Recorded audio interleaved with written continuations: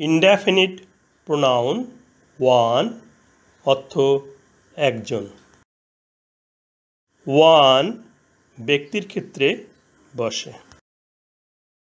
One should do his duty. একজনের তার দায়িত্ব পালন করা উচিত।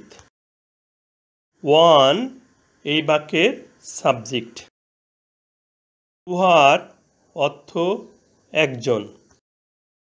ওয়ান দ্বারা কোনো কিছু নির্দিষ্ট করে বোঝায় না, এই জন্য ওয়ানকে ইনডেফিনিট প্রোনাউন বলা হয়। উহা অনির্দিষ্ট বস্তুকে নির্দেশ করে। One singular number.